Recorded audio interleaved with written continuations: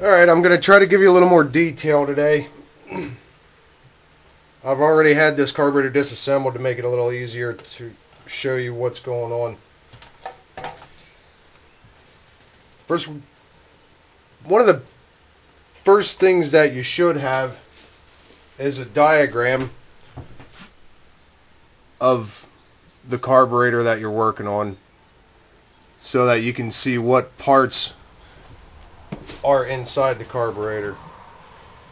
One of the first things you want to do is to take the top off the vacuum chamber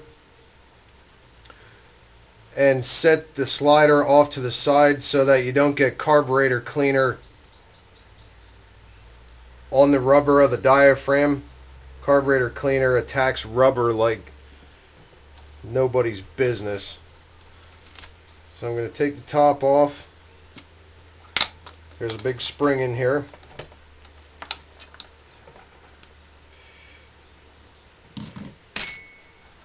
Pull the spring out. Make sure that the diaphragm is loose so that you don't tear it. And as you pull the slider out, the main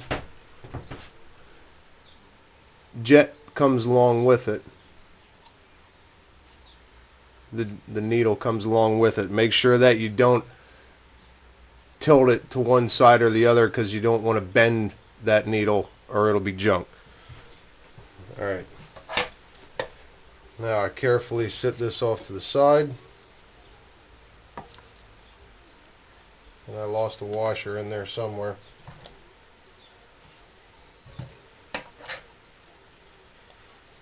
Anyhow. Alright. Now, you have the top taken off. Turn it over to remove the float bowl. Take the screws out of the float bowl.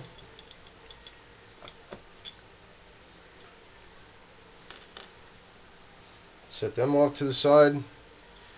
When you pick the float bowl off, make sure that you have the gasket either on one side or the other, because the gasket can stick to the bowl on one area and to the carb body in another area. As you take it apart, make sure that it's not stuck so that you don't tear the gasket if you're going to try to reuse the same gasket. Next,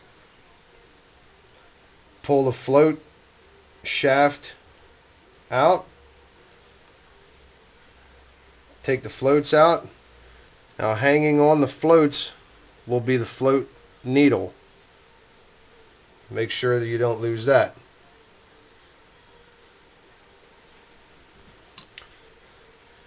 Next,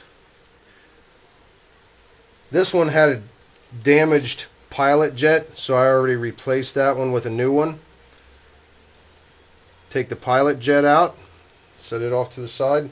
Make sure that you don't confuse these. You probably can't see, but on the end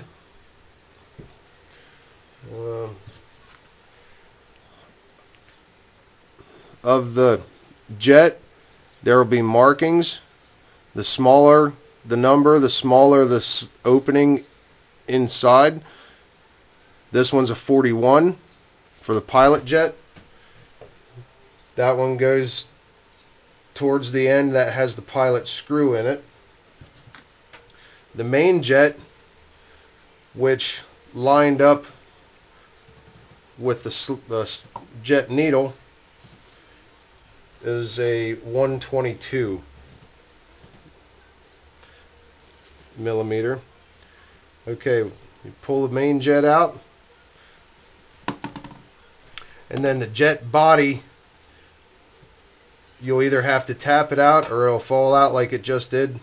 It'll probably have to tap it out, but as you can hopefully see here, that there's a lot of dirt in this main jet, which is going to block your gas. That has to be completely brand new, clean, with all the holes